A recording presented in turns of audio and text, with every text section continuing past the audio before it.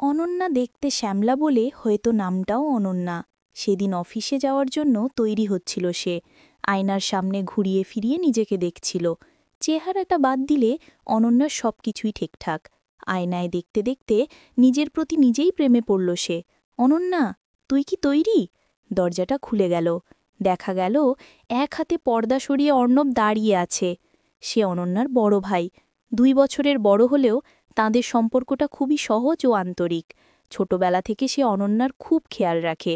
তারা ভাই বোন 2 রুমের একটি ভাড়া বাড়িতে থাকে। প্রতিদিনের মতোই তারা একসঙ্গে বেরিয়ে পড়ল। অর্ণব একটি বিদেশি কোম্পানিতে ম্যানেজার হিসাবে চাকরি করে। অফিস থেকে তাকে একটি গাড়িও দেওয়া হয়েছে।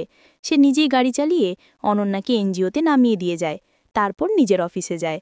অফিস শেষে তারা দুজন আবার একটা সুপারমার্কেটে একত্রিত হল কিছু কেনাকাটার জন্য। একটা মেয়েদের পোশাকের দোকানের পাশ দিয়ে যাচ্ছিল তারা। একটা হাফ প্যান্টের দিকে ইশারা করে অর্ণব বলল, এমন পোশাক পরলে তোকে খুব ভালো লাগতো।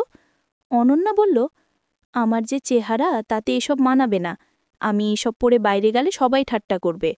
অর্ণব বলল, বাসাতেও তো এসব পরা যায়। অনন্যা হাসির ছলে উত্তর দিল, তুই কিনে দিস তাহলে পরব। এরপর নিজেদের কেনাকাটা সেরে তারা বাসায় ফিরল। তখন বর্ষাকাল চলছিল। কয়েকটা দিন ভ্যাপসা গরমের পর আজ আবার বিকেল থেকে ওঝোর ধারায় বৃষ্টি নেমেছে। অফিস শেষে বাসায় ফিরতে ফিরতে কিছুটা ভিজে গেল তারা। অর্ণব আজ অনন্যার আগেই ফিরেছে। বেডরুমে ঢুকতে ঢুকতে অনন্যা বলল, অর্ণব, প্লিজ কফি বানাবি, একসাথে খেতাম। রুমে গিয়েই অনন্যার চোখ গেল বিছানার ওপর। একটা সুন্দর গিফট বক্স রাখা আছে। দেখেই কৌতূহল হলো। বক্সটি খুলে অনন্যা দেখল একজোড়া টাইটস, একটি টি শার্ট, একটি হাফ প্যান্ট এবং একটি নাইটির সঙ্গে মিনি শার্ট রয়েছে। সেগুলোর সাথে একটা সাদা গোলাপ আর এক টুকরো কাগজ রাখা আছে। 2 আঙুলে গোলাপটা নিয়ে কাগজের লেখাগুলো পড়ল সে। প্রিয় অনুর জন্য বিশেষ উপহার, পড়লে খুব খুশি হব। মনে হলো যেন অনন্যা কয়েকটা হৃদস্পন্দন মিস করল। এটা কার কাজ তাও বুঝল সে। জন্মের পর অনন্যার চোখ দেখে সবার মনে হয়েছিল যেন 2 চোখে শ্যামলা পরানো আছে। তখন থেকেই তার নামকরণ হয়েছিল অনন্যা। এই জন্য ছোটবেলায় তাকে অনেকে অনেক কিছু বলত। এখন একমাত্র অর্ণবই তাকে মাঝে মাঝে অনু বলে ডাকে। ওর এই ডাকের মাঝে যে পরিমাণ স্নেহ আর ভালোবাসা থাকে তা অনন্যা সবসময় অনুভব করে। অনন্যা ওকে সবসময় অর্ণব বলেই ডাকে। কিছুটা দোনমনার পর অনন্যা 3/4 টাইটস পরল। অনন্যা, কফি তৈরি, ড্রয়িং রুমে চলে আয়। ডাক পড়তেই অনন্যা সেদিকে হেঁটে গেল। দরজার সামনে তাকে দেখেই অর্ণবের দৃষ্টি থমকে গেল। মুখ থেকে পায়ের আঙুল পর্যন্ত সে চোখ বোলাল। ওর 2 চোখে মুগ্ধতা। অনন্যা, তোকে দেখতে সত্যি খুব সুন্দর লাগছে। ওর কণ্ঠে নিখাত প্রশংসা। আয়, কাছে বস। ওর কথা অনন্যা বিশ্বাস করল, কারণ অর্ণব তাকে কখনো মিথ্যা কথা বলে না। তাছাড়া ওর মুখের অনুডাক ছোটবেলা থেকেই তাকে আপ্লুত করত। তবে অন্য কেউ অনু বলে ডাকলে অনন্যার খুব রাগ হতো।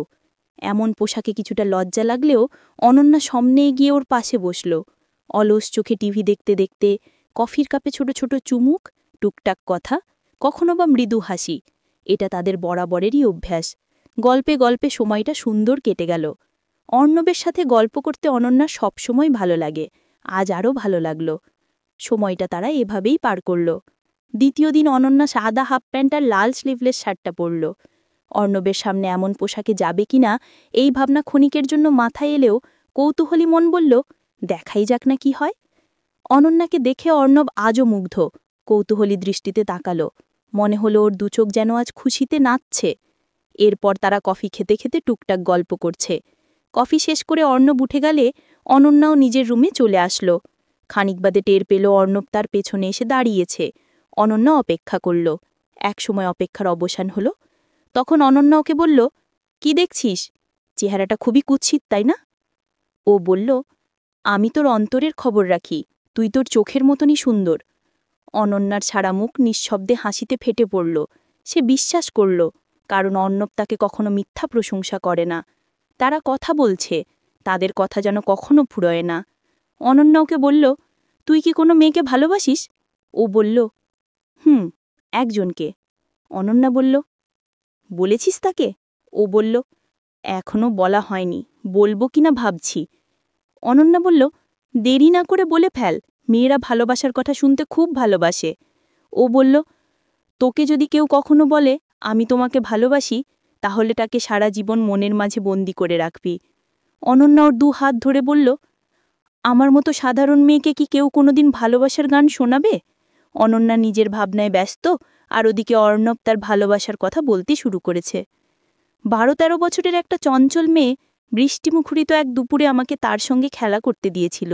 সে কবেকার কথা, মেয়েটা হয়তো তা ভুলেই গেছে, কিন্তু আমি এখনও মনে রেখেছি।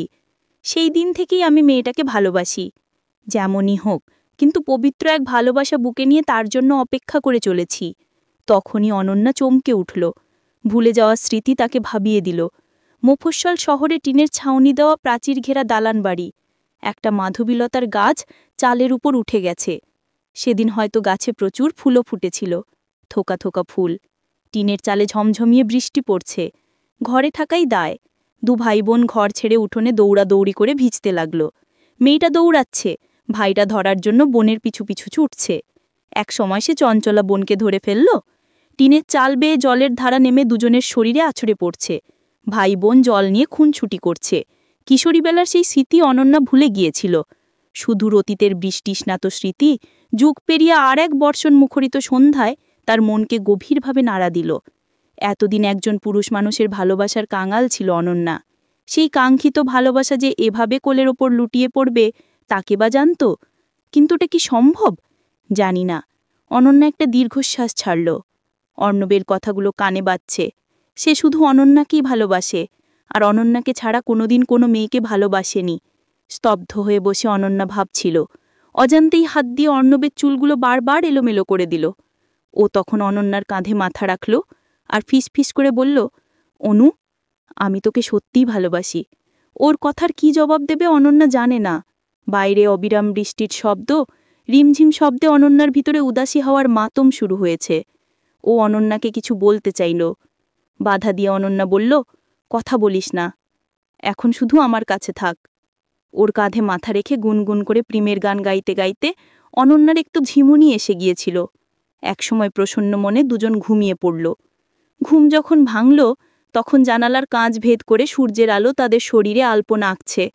ভালোবাসার মানুষটা পাশেই অঘরে ঘুমাচ্ছে। বহুদিন পরে আরেক বৃষ্টিমুখরিত রাতে অনন্য তার ভালোবাসার কাছে নিজের ভালোবাসা সমর্পণ করল।